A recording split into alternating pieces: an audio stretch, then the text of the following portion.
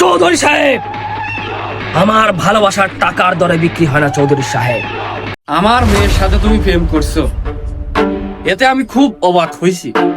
হ্যাঁ, সেই যে বড় কথা না। তা আঙ্কেল, তাহলে বড় কথা কোনটে? তা তুমি যে আমার মেয়ের সাথে প্রেম করেছো, তা তোমার মাসিক স্যালারি কত? চাকরি তো একটা করতাম, কিন্তু আপনার মেয়ের সাথে প্রেম করে চাকরিটাও আলালাম, আর বর্তমানে আমি এখন বেকার। আমার মেয়ে কি এমন করলো যে তোমার চাকরি চলে গেল? আমি একটা রেস্টুরেন্টে চাকরি করতাম। আপনার মেয়ে প্রতিদিন যে খেয়ে আসতো আর আমার নামে বিল বাকি করে আসতো।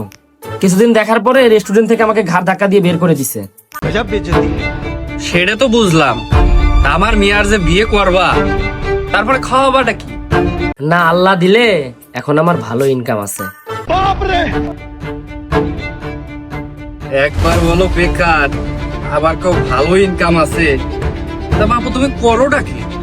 না, আমি এখন এলাকায় ঘুরে ঘুরে চান্দা উঠাই। কি? তার মানে তুমি চাঁদাবাজ? এলাকার পাওয়ার দেখা ওই চাঁদা উঠাও? আরে না, ওই যে প্লেট নিয়ে মানুষের দ্বারে দ্বারে যাই, ওই আল্লাহর রাস্তায় কিছু দেন, যে যা পারে দেয়, ওতেই আলহামদুলিল্লাহ ভালো ইনকাম হয়। তার মানে তুমি ভিক্ষা করো? তুমি জানো আমার মেয়ে মাসে খরচ কত? আরে না, সেইটা জানি নে, কিন্তু পুষাই নিতে পারবো। ছোট লোকের বাচ্চা, তুই যে মাস ভরে ভিক্ষাবৃত্তি করে যেই টাকা ইনকাম করবি, সেই টাকা তো আমার মেয়ের একদিনের টয়লেট টিস্যু কেনার টাকাই হয় না। হ্যাঁ, আপনার মিয়া এত হাগে? বহুত হইছে, তোদের মতো ছোট লোকদের আমি হারে হারে চিনি। বল, আমার মেয়ের জীবন থেকে সরে যেতে কত টাকা নিবি? কত টাকা হলে আমার মেয়ের জীবন থেকে তুই সরে যাবি? চৌধুরী সাহেব, আমার ভালোবাসার টাকার দরে বিক্রি হয় না চৌধুরী সাহেব। বাংলা সিনেমার ডায়লগ বাদ দাও। আমার মেয়ের জীবন থেকে সরে যেতে তুই যেটা চাস সেটাই পাবি। বল তুই কি চাস? কি পেলে আমার মেয়ের জীবন থেকে তুই সরে যাবি?